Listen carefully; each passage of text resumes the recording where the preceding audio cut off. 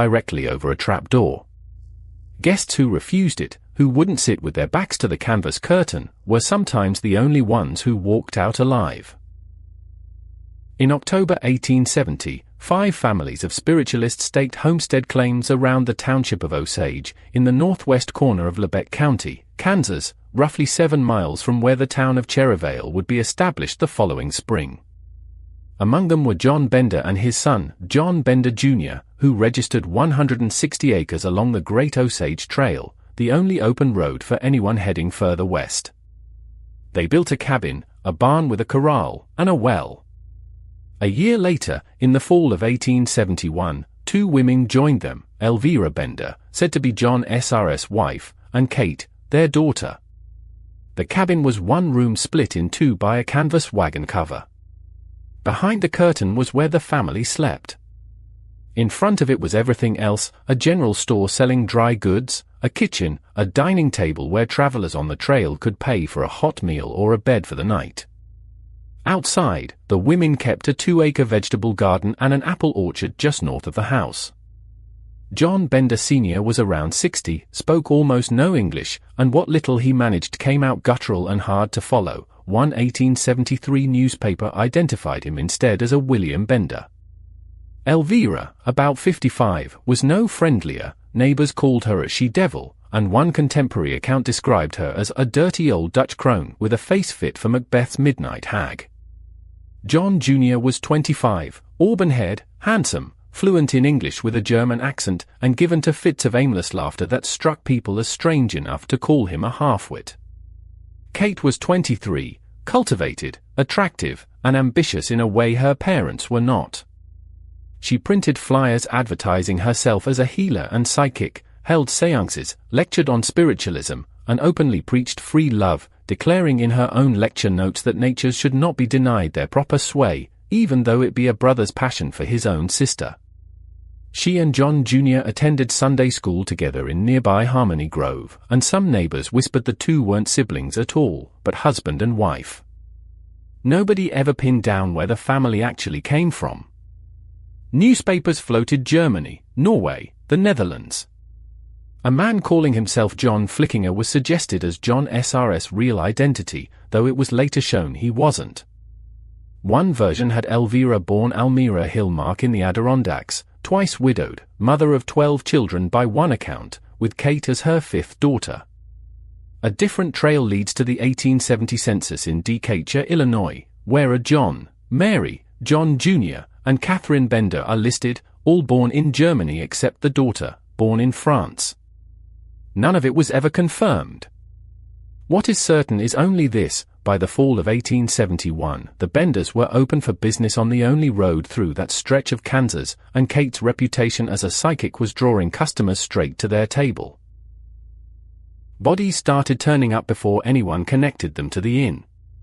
In May 1871, a man named William Baldwin Jones was pulled from Drum Creek with his throat cut and his skull crushed.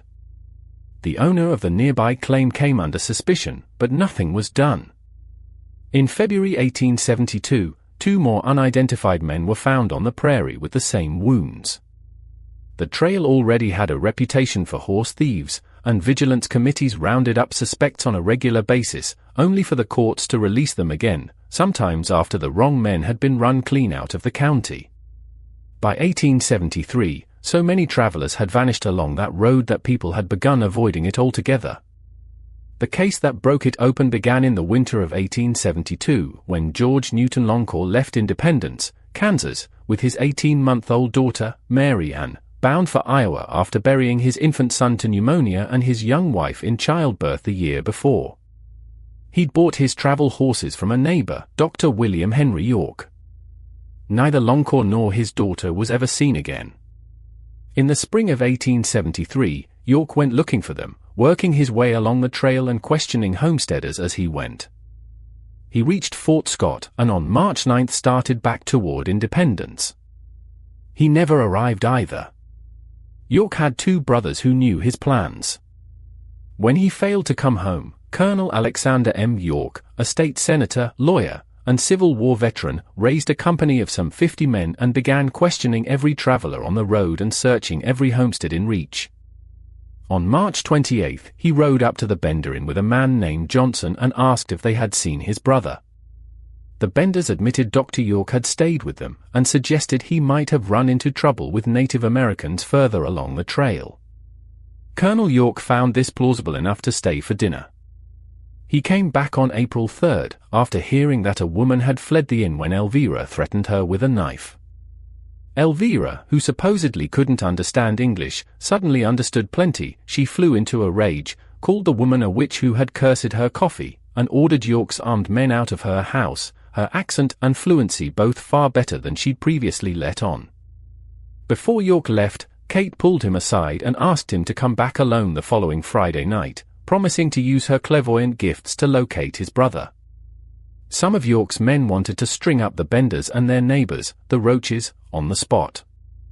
York held them off, insisting they needed real evidence first. Word spread through the neighboring communities that the whole Osage settlement was somehow responsible. 75 locals turned out for a meeting at the Harmony Grove schoolhouse, possibly including both Bender men, and agreed to get a warrant to search every homestead between Big Hill Creek and Drum Creek. Despite York's suspicions, nobody thought to watch the Bender place in the meantime. Several days passed before anyone noticed the family was gone. It was a man named Billy Toll, driving cattle past the property 3 days after the township meeting, who first noticed the inn standing empty and the animals unfed. Bad weather delayed the search for several more days. When several hundred volunteers finally arrived, they found the cabin stripped of food, clothing, and every possession the family could carry. Then someone caught the smell. It led them to a trapdoor under one of the beds, nailed shut. Beneath it was a pit 6 feet deep, roughly 7 square feet at the top, narrowing to 3 at the bottom, its floor thick with clotted blood. They broke up the stone slab with sledgehammers and found nothing else, so they physically lifted the entire cabin off its foundation to dig underneath. Still nothing.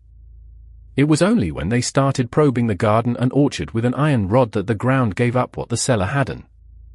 Dr. York's body was the first one found that evening, buried face down, his feet just below the surface. 9 more disturbed patches of earth were marked before midnight, and the exhausted search party quit for the night. The next morning, 8 more bodies came out of 7 of those 9 graves, along with a 9th pulled from the well, plus loose body parts belonging to no one they could identify. Nearly every body had a crushed skull and a cut throat, and newspapers described the remains as indecently mutilated. One body, a young girl, fully dressed, mittens and hood still on, showed no wound severe enough to have killed her. The working theory was that she'd been strangled or buried alive. A Catholic prayer book turned up inside the house with German notes scrawled in the margins, a name, Johanna Bender, born July 30, 1848, a mention of a John Gebhardt arriving in America, and, in an old Bible found alongside it, the phrases Big Slaughter Day, Jan 8th and Hell Departed. A crowd that had gathered at the site, whipped into a fury by what they'd dug up, seized a friend of the family named Brockman and hanged him from a ceiling beam inside the inn itself, revived him, interrogated him, hanged him a second time, then a third, before finally letting him stagger home as one who was drunken or deranged. The mechanics of the killings came together from the accounts of guests who'd escaped. The seat facing the curtain, with its back to the cloth, was offered as a place of honor. Kate kept guests talking while one of the Bender men came through from behind and swung a hammer into the right side of the skull, and a knife across the throat finished what the hammer hadn't. The body dropped straight through the trapdoor into the cellar to be stripped and buried later, often in the orchard. William Pickering said he'd refused that seat over stains on the curtain, and that Kate pulled a knife on him before he ran. A Catholic priest, Father Paul Ponziglione, claimed he'd once spotted a Bender man hiding a hammer and made an excuse to check on his horse instead, though his story only surfaced after the killings were already public, which makes it hard to trust. A Mrs. Fitz said she felt a muffled movement behind the cloth mid-dinner and fled without finishing her plate. More than a dozen bullet holes were later found in the roof and walls of the cabin, evidence, the papers guessed, that not every guest went down without a fight. By the time anyone thought to chase them, the Benders had a long head start. Detectives found their wagon abandoned outside Thayer, 12 miles north of the inn, the horses starving and one mare gone lame. Train tickets showed the family splitting up at Chanute. John Jr. and Kate rode south into Texas, toward an outlaw colony near the border where lawmen who went looking for fugitives often didn't come back themselves. The elder Benders stayed on the northbound train through Kansas City, apparently continuing on toward St. Louis. 12 men were eventually arrested as accessories for helping sell the family's stolen horses and goods, among them Addison Roach, his son-in-law William Buxton, and Brockman, the same man the mob had hanged 3 times and let go. Rewards piled up and went unclaimed, $1,000 from Colonel York, $2,000 more from the governor, later stories claiming the total reached $3,000. Vigilante groups swore, in contradicting versions, that they'd shot the Benders, burned Kate alive, hanged the family and dumped them in the Verdigris River, or killed them in a gunfight and buried them on the open prairie. None of it was ever proven. The search continued on and off for 50 years, with pairs of traveling women periodically accused of being Kate and her mother in disguise. In 1884, an elderly man matching John Bender SRS description was arrested in Montana for a hammer murder near Salmon, Idaho. He severed his own foot trying to escape his leg irons and bled to death before anyone could identify him, and his skull was displayed in a Salmon saloon as Pa Bender until Prohibition closed the place in 1920 and the skull vanished. In 1889, 2 women arrested for larceny in Niles, Ming.